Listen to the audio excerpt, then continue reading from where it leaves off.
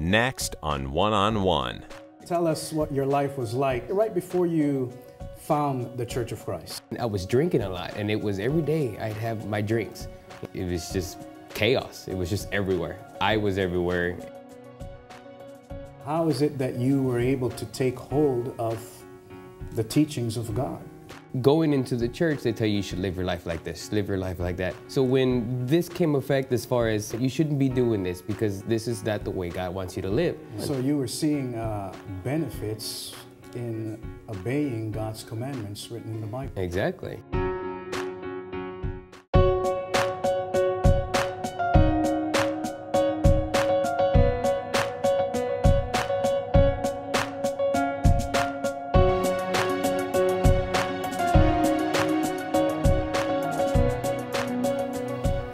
Hello and welcome to One.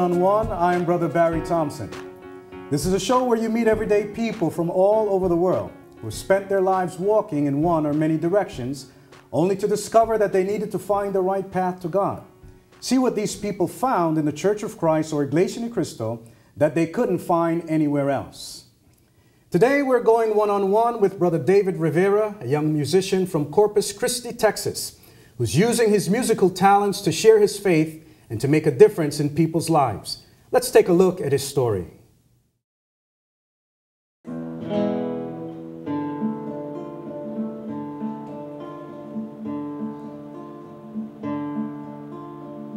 I started playing music right around the age of 11, maybe 12. For David Rivera, music has been opening doors for him for many years. Being accepted into the University of North Texas's School of Music was one of them.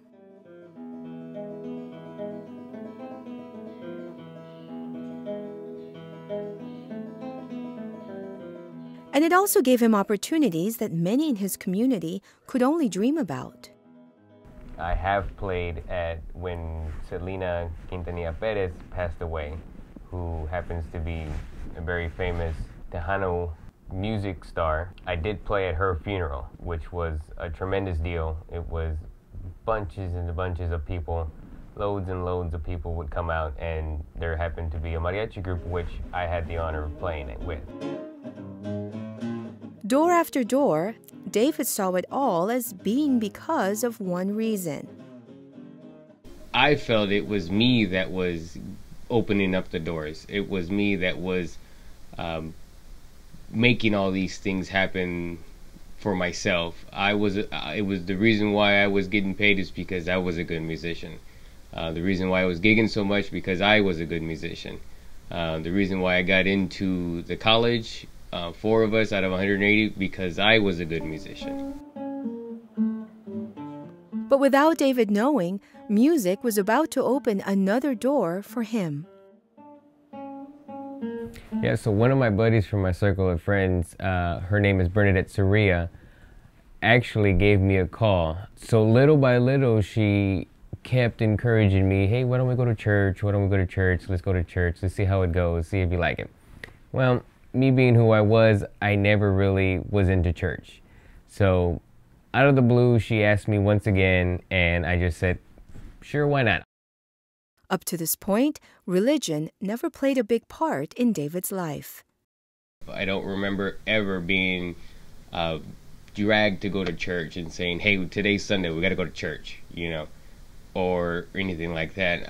Only thing I do know is I was baptized in the Catholic faith. You know, I don't ever remember going to church or anything like that. My parents never forced it on me.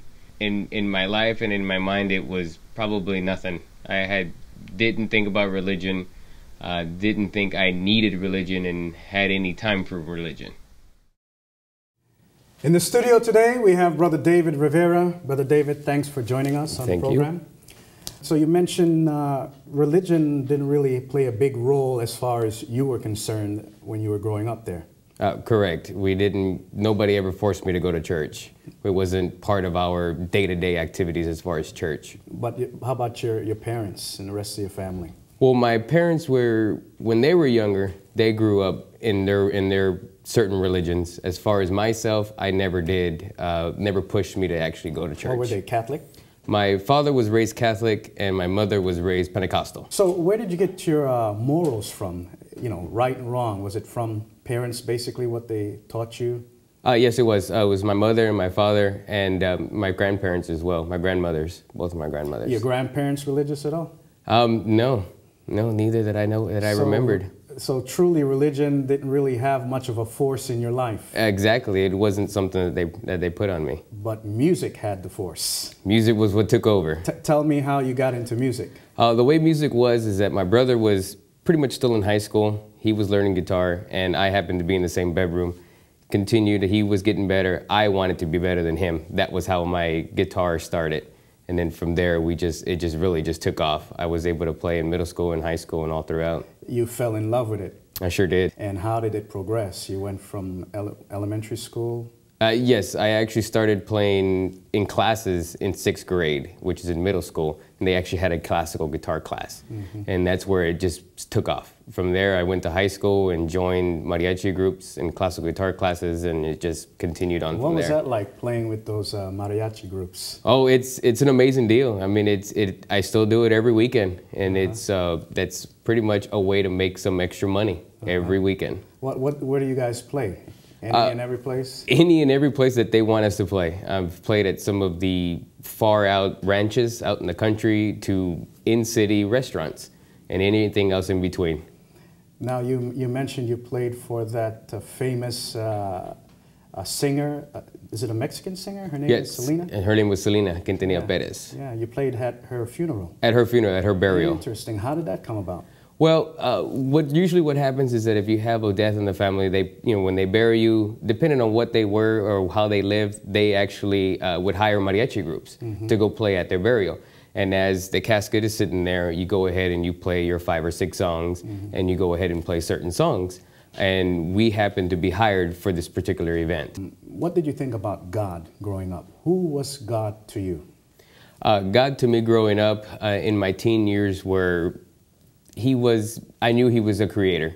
He did everything. But as far as going somewhere to actually worship God and actually worship Jesus Christ, it just wasn't in me. I figured that I could worship in my own way. That's the way I want. I knew he was there, and he'd forgive me for any of the things that I used to do, and it was okay. What way did you think you could worship him back then? Oh, just, saying a prayer every now and then, doing the sign of the cross from my parents' side, or going to church if I decided to play, because I did play at a lot of churches growing up. So it was, well, if I go to this service, it's okay. I'm included in the worship, so I'll be all right. With music being a big part of Brother David's life, let's see how it brought him to different places and even exposed him to different religions.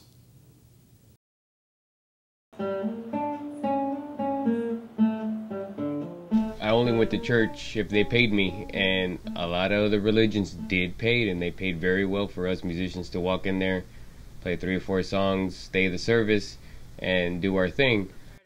It was a mindset that David carried with him for many years, up until the day he accepted the invitation from Bernadette, an invitation that offered nothing he thought he needed. I just didn't like it one bit. I thought what was going on as far as the sermon itself or the preaching was very blunt. I didn't like it, and it was a very, very hard lesson to swallow. The topic that was being taught at that time, on that day, was actually, basically in a nutshell, was that if you're not one of us, as far as Church of Christ, Iglesia ni Cristo, you were not going to make it into heaven. The emotions when I heard that message was actually, I was very turned off, very angry, I just never wanted to walk into the church ever again, and I was just ready to wash my hands with it, wipe them dry, and just never come back ever again. On the way back to Denton, Texas, she asked me what I thought, and I told her I didn't like it, and it's just I was completely turned off. So my father actually always said to me, he said, if you don't like one thing, you never know until you try it again. Give it another shot, see what happens. But his second encounter with the Church of Christ came in a very different form, one very familiar to David. The resident minister at the time, unbeknownst to me, he was a musician himself. So we got to playing, we got to talking, we got to jamming, and I figured at the same time that if the resident minister at the time could be a musician and become friends with me, let's go ahead and give it another shot. Music had just opened another door for David. But this time, he didn't have to perform to receive something in return. He just had to listen.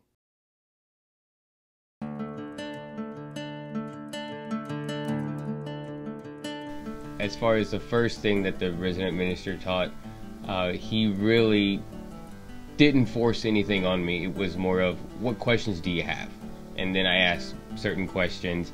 And of course, the minister grabbed the Bible and said, here's the answer to the question. But the one lesson that really stuck in my mind, and that was an aha moment where the light bulb went off, was when we were talking about who was Jesus and what is he? Is he human? Is he spirit? Is he God? Is he something? What is he? And we went through the Bible, and plain and simple, it says it, he is flesh and bones, and it showed me the verse after verse after verse after verse, and I mean, it was there in plain English. You now did you attend a Bible study first, or was it a worship service? No, I actually went straight to a worship service. And what was it like going to the worship service? Well, as far as going to the worship service, it was pretty much welcoming as soon as you walked in the door. Everybody was very welcoming. They saw a new face, and everybody was calling me brother, and it was very welcoming. I liked it. And then as soon as we got there, after that, we split, and I didn't understand what was going on. I was walking by myself, and I didn't understand it. And as far as the lessons and what was going on, the lesson itself just wasn't my piece of cake. Tell me what you were hearing, and how did you feel upon hearing that? Well, the lesson at the time was if you're not part of us, as far as within our faith, you're not going to get into heaven. And to me at the time, as soon as I heard that, and that was like the beginning of the lesson, and as soon as I heard that, I just completely turned off my ears and just kind of just sat there. And I wasn't paying attention to anything. It just wasn't me. It hurt my feelings, apparently. Now, I'm curious to know why you were so hurt by that, because up until that point in your life, religion really didn't mean that much to you. Why did it hurt? Was it something that you've never heard before, or it went against your personal beliefs about religion? Yes, I believe it went against my personal beliefs. Which were, as long as I acknowledged that there was a Jesus and there was Christ, or there was God, I'd be okay. It's okay, Which is what a lot of people think today. Exactly. And believe that as long as they acknowledge the existence of God and believe in his son, Jesus Christ, they're good to go. So that's what you had in mind up until that day that you stepped foot inside the chapel there for the Church of Christ. Correct. What made you decide that you want to actually listen to the teachings itself? Well, the way we got started was when we started kind of just conversing with each other, talking about music, talking about different things, jams and all that stuff. And then we would hang out for a little bit, and he would take me and say, hey, you want to hear a couple things here? Let's let me teach you a little bit, and it was more of give and take. Give me this, hang out with me, and then I'll give you see what you think of our religion. Just kind of give and take kind of thing. And that's how it went for a while, until I decided that I wanted to become a Bible student. And that's how it took off from there. What was it that made you decide? You had to have heard some things that made you curious to learn more. What was it that you heard? It wasn't a particular thing that said, this is what I want, and oh, man, I want it. It was more of, what about this? Here's my question. What do you think of it? And then he would go through the Bible, and here's the answer. And in a lot of the other religions that I had been with or associated with as far as my playing, they never gave me answers. It was because this is how we do it. This is how we've been doing it for... Can you give us an example of maybe a question that you had? One of the questions that I had was, one of the main questions that I had was, who was Jesus Christ? That was my main thing. Why did you have that question? Well, because I had asked that to some of my other in the Catholic priests, and it was always, well, he's God. He's the God. He's both one, God and human. He's kind of morphing into God, but he is kind of Jesus, a human. He's both. Yeah, you know, so it's he like has a dual nature. But that doesn't make sense. So why did that not sit well with you? Well, I always wondered if somebody calls out to something or calls out to somebody, how can you be that person? You're asking, how could Jesus Christ be calling out to himself? Correct. In another form. How could he be calling on to himself? So even before you encountered the Church of Christ, the Iglesia ni Cristo, that in the past came to your mind, right? You were thinking about that. That's kind of different. Why is it that that teaching exists? You had questions about the belief concerning who Jesus Christ is, what many people believe. Correct. And then now here you are attending our Bible studies, and there was a lesson that touched that. Correct. Touched on the difference between Jesus Christ and the true God. And so that kind of caught your attention. Oh, correct, very much. Then when you heard the teachings of God written in the Bible that we uphold in the Church of Christ about who Jesus Christ is and about who the true God is, what did that now do for you? Did it answer a lot of the questions you had? It did. It answered a lot of questions. My main question was why, who is he? Who actually is Jesus Christ? Was he flesh and bones? Was he kind of an inanimate object? Or was he just kind of a floating spirit? What exactly was he? And it was plain and simple in black and white in the Bible. This is who he is. This is why we do this. And Brother Jeriel went ahead and showed it to me. And in black and white, you can't really argue with pen and paper. With black and white paper. It's right there. All right. So what did that do for you? How did you feel when you saw someone, right, a religious group, actually give you the facts from the Bible that you'd never experienced before, you'd never received before? How did that make you feel? It actually made me very curious. Like, what else can I ask? And then I kept thinking of questions to stump. I'm not gonna lie, it was a stumper. I wanted to You wouldn't be the first one. I wanted to stump people. That's what I wanted to do, and I asked all kinds of questions, and it was just he had an answer for everything, and it wasn't. This is what we believe, but it's written here. It's written in black and white, and it's not a twist. You would read it in plain English, and it would be right there. We'll see what else transpired in Brother David's life when we come back.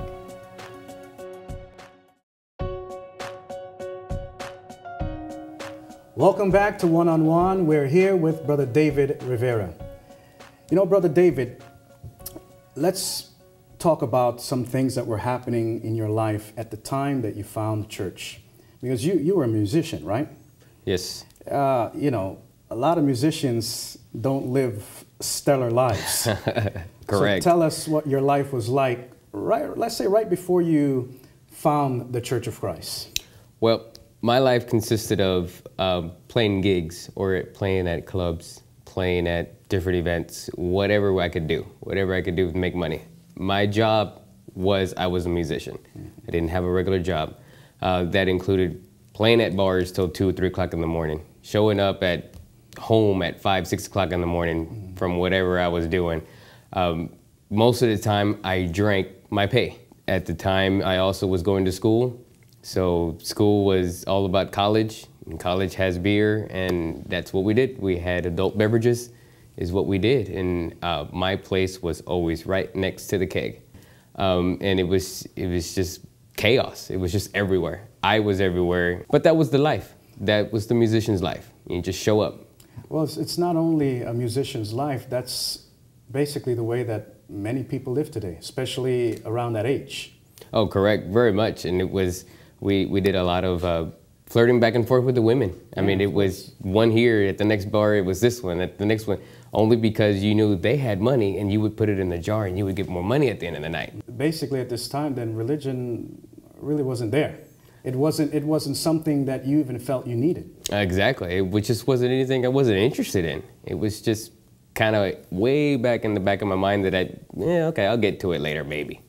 And then here comes the Church of Christ to throw a wrench in your activities. Yeah, just threw a big old wrench in it, and it was, what do I do now? Well, you know, these are what you shouldn't be doing kind of stuff. You know, you gotta be straight, you know. What did you think about that? You know, when you're hearing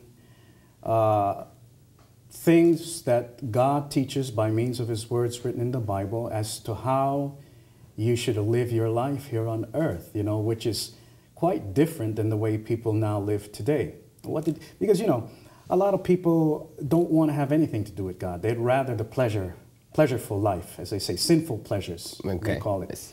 And there's some who just don't want to hear it, you know, kind of leave me alone, let me live the way I want to live. Why do I need to follow someone who I can't even see? I mean, how is it that you were able to take hold of the teachings of God? Well, at the time, I was having a lot of problems. I was having a lot of health problems. So when this came effect, as far as you should live your life like this, you shouldn't be doing this because this is not the way God wants you to live. And as I was having a hard time with my blood pressure at the time. And being that young. Being that young. And I was drinking a lot, and it was every day I'd have my drinks. You know, and then I'd get sick, as far as I wouldn't feel good. I'd feel dizzy. My body just wasn't liking it, was rejecting it. And going into the church, they tell you should live your life like this, live your life like that. Well, I started to kind of ease off of it a little bit, and I started feeling better. And it was, well, if I'm starting to feel better, and then the church is saying this is what you shouldn't be doing, then why is it that they're telling me that? Then that means it's good for me. So if the church is telling me this is what you shouldn't be doing, or as far as asking you and what they're teaching you, it's making me feel better. So I just, you know, continued on. So you were seeing benefits in obeying God's commandments written in the Bible. Correct, Immediate very much. benefits to you in particular. Exactly. Yeah. And then eventually you decided to continue to listen, and after listening for a while, it led to something in your life that perhaps you never thought would happen. And let's take a look at what the teachings of God meant to Brother David and what it eventually led to in his life. Moment after moment, David kept getting closer to walking through the most important set of doors in his life, one that promised him more than what he needed in this life. The moment that I started to believe that this was a true church was pretty much during one of the worship services, when I realized while the preacher or the resident minister was preaching or giving the lesson, he was giving Bible verse after Bible verse. He would ask you a question, and then, well, here's the answer. And then he would go through the Bible and bring it out, and it would be right there in the Bible. At the age of 26, David was baptized in the Church of Christ. Today, his relationship with music is still opening doors for him, but now in a form that gave him more than a good meal for the day. You know, sometimes throughout the week or throughout the day, you're walking around and you get ready to go to church, you go to church, and you're still thinking about all these things that's going through your day, and you sit down, and then a specific hymn comes up.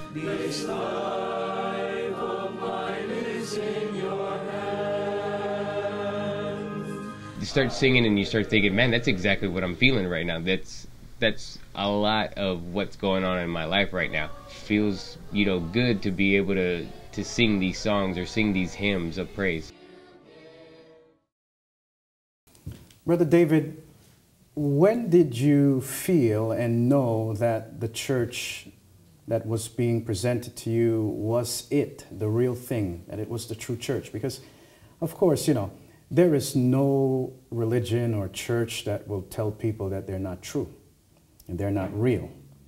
But what was it about this church that set it apart from others that you had encountered throughout your life? For me, it was having my questions answered. That was huge for me. I mean, that was made me feel good that people could actually answer my questions. Mm-hmm.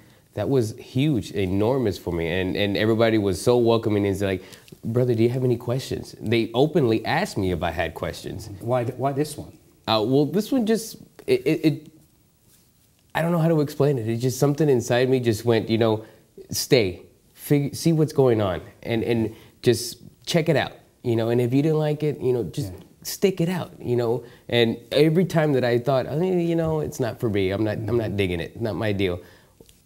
And it always came back. The resident minister was a musician. Why would he happen to be a musician? Why, you know? But there had to be things that you learned, you know, from your studies in the Holy Scriptures that pinpointed that this is it, you know, to solidify it for you. Because, of course, yes, it's a feeling. You have those feelings, you know, something that feels right. But what was it? Was it everything put together? Or were there certain things that you heard? Like, for example, you know, we teach that there's only one true church. Because remember, that was what turned you off in the beginning, right? Exactly. You were turned off because you heard a lesson that was teaching that there's only one church, you know, a group of people that will be saved. And yeah, when people hear that, they're like, hey, wait a second, what about everybody else? So now, here you are listening to those teachings, which at first you didn't want to hear anything else about. So what was it that you heard that told you, all right, they are correct. This is the one and only true church. Were there the lessons that you received? Yeah, there was actually one lesson. Me, myself, I'm a pretty big history buff. I like history. I don't know, understand why, but there was a certain lesson in our Bible lessons was, and it explained, you know, you come from the east and it goes to the west.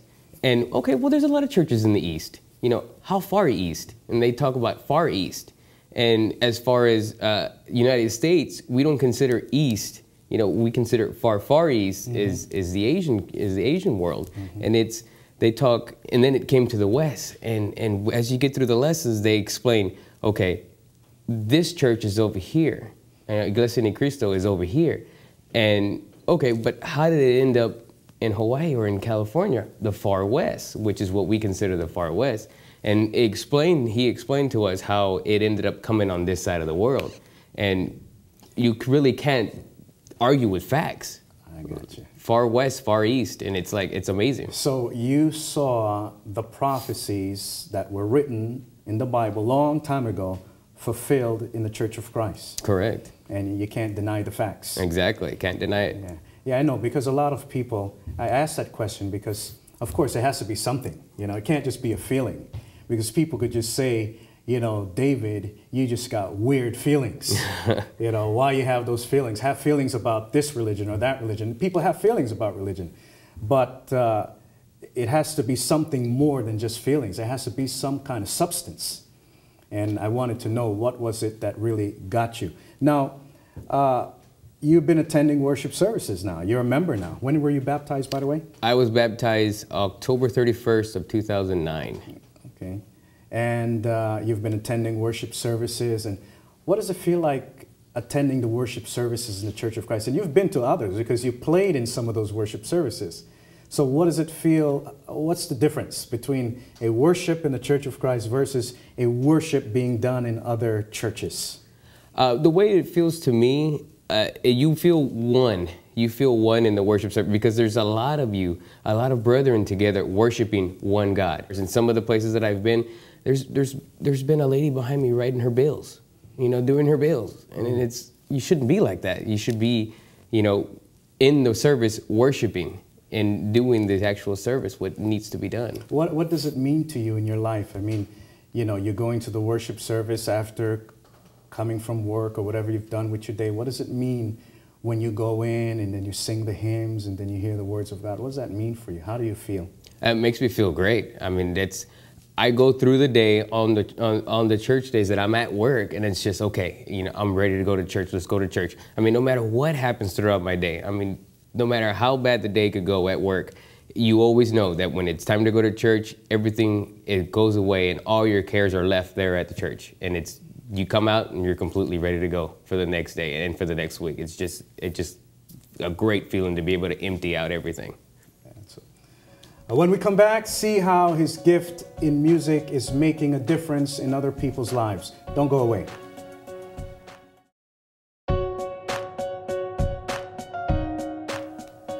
Welcome back to One on One. Earlier you saw how music was used for Brother David to find the Iglesia ni Cristo. Now let's see how he uses it to help others. La, la, la, la, la, But more than opening doors for David, he's now using it to open doors for others.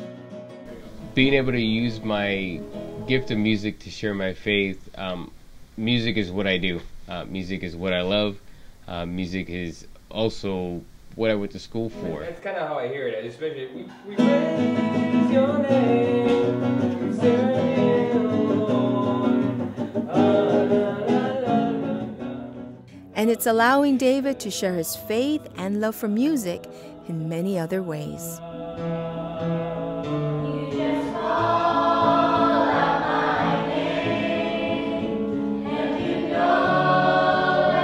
I was assigned to help the kids actually practice for Singing for a Cause. It started off really roughly, really rough, but we got through it and we made it all the way to the end. We practiced and practiced and practiced, and when it came down to it, they were perfect.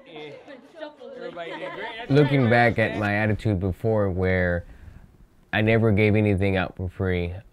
I always had to get paid for my services because I had to eat, which was, now that I was going out into the community and actually giving away my services to the elderly at nursing homes, was a very big change for me. Now that going back to what I believed at the time, I believed everybody would be able to get into heaven. Now that I know the truth, you actually have to earn it. It's just, I believe it, just like being a musician. In order for you to get paid that money, you have to put in hours and hours and hours and hours of practice time, day in and day out, just to play those couple of hours that you play a couple times a week, 4 or 5 times a week. So you have to earn that money, and you have to earn that right to be able to go into heaven. All you got to do is call, and I'll be there. Yes, I will. You've got a friend.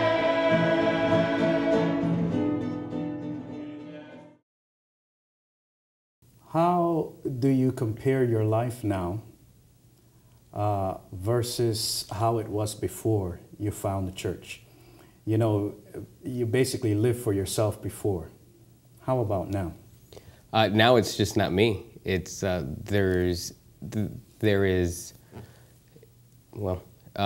now, as far as the way the church feels, it's not just me, not just living for myself anymore.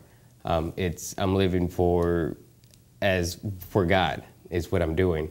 How I feel is I'm living for God. My talent comes from Him, and I'm able to give it back, which makes me feel very good inside. Mm-hmm. Do you feel, are you sure that you're going the right way now? Yes. I feel deep down inside that I am going the right way, as opposed to before, living day by day, gig to gig, drink to drink, meal to meal. Now I feel complete.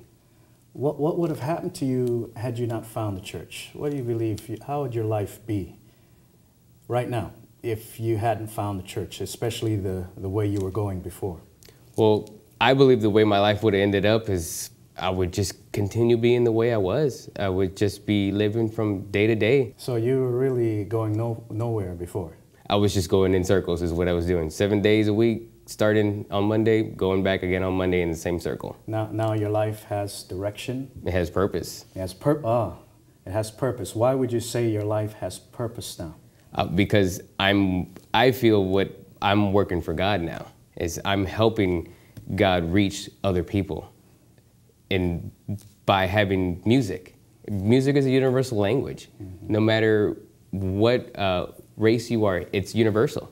If you want to say something and you can't say it in English, say it with music. And if it's a sad song, you can tell that it's a sad song. If it's happy, you can tell just by being able to play it. How about your family? You have your mom and dad are near you? They live near you? Yes. Have you been able to invite them to the church? I have invited them to the church. My parents really haven't been able to make it yet, but they have gone to a couple of our activities. They went to our activities where we actually read to the kids as far as for literacy. Right. And they had a good time. It was great. They laughed. They were having a good time, and they actually were enjoying the fact that we were having so much fun with the kids. And we're talking 4 or 5 up to 10-year-olds. So they were exposed. They were exposed. What do they think about your newfound faith? The faith itself, they think it's great. My dad has always said, even though we never push church on you, I think it's good for you to be able to find a church that you like. And it completes you. It makes you feel good when you're able to find a church that actually makes you feel good, or you want to be in that church. Even though he never really pushed it on me, he always wanted that for me. Now, I assume you had a lot of friends before you joined the church, those who were your friends as musicians. And now that you're in the church, perhaps many of your friends are members of the Church of Christ. Do you still keep in contact with some of your other friends, and what do they feel about your faith? Because obviously you changed. You're not their drinking buddy anymore. Exactly. So how did that affect your relationship, and what do they think of you now? Well, as far as now as a person, they like me as a person, because I was kind of flaky. I'd show up to the gig 10, 15, 20, 30 minutes late. Gig started at 9, I'd show up at 9 or 10 o'clock. It was whatever, But now it's, if I do keep in contact with them, I still actually do play gigs with most of them, but they know that I don't play certain gigs. There's just certain places I just won't do. But I'm punctual. They ask me about my religion. I will tell them, why don't you come out, come check it out. We'll have a jam session. If you say jam session music, everybody comes running as far as my old musician friends. And they'll come out sometimes, and we'll throw down some music and have some fun with it. And, so that's, as far as that, I think they enjoy it. Do they find it strange that before you became a member of the church, you really didn't have a part of religion? Religion wasn't even mentioned in your life, right? You guys didn't talk about that. Oh, no, not at all. And here it is now. It's like totally opposite. What do they think about that? They think it's okay. I mean, most of them are Catholic, and that's how I got into knowing them, is because we played at the Catholic churches. We had our little tour of the Catholic churches, so they're okay with it. But they're not. They were kind of tough with me having to try to bring them over to a new faith. That was what it was, kind of pins and needles with us, kind of not rubbing the wrong way. So, if you knew that you had a limited time, well, we all have limited time to live here on this earth. Let's give it a year, right? You knew that's all the time you had left. You're in the Church of Christ. What would be the most important thing that you could tell, for example, your parents, your brother, your close friends, those people who are something special to you? What would you tell them about the Church of Christ? I would tell them straight that actually the Church of Christ is the church you need to be a member of. That is the church, that the only one true church that is the gateway or the foot in the door to get into heaven. That's the way you're going to get in. And of course, with all the works that you do for the church, but the way you get your foot in the door is to be a part of the church, of the member of Iglesia ni Cristo. Well, Brother David, thank you so much for joining us and sharing with all of us, especially our viewers, your life story. Thank you very much. As you listen to Brother David's story, perhaps it reminded you of someone you know, or maybe even your own story. With so many choices of churches out there, it's easy to get confused. But keep in mind that although there are tons of religions and churches out there in the world, but if you want the truth, there is only one, the only true church built by our Lord Jesus Christ, the Church of Christ, or Iglesia ni Cristo. For more information about the Iglesia ni Cristo, or Church of Christ nearest you, Write us at 1-on-1, 1655 Southgate Avenue, Daly City, California, 94015. Or email us at oneonone@inctvprod.net. Thanks for joining us. I'm Brother Barry Thompson. See you again next time. God bless.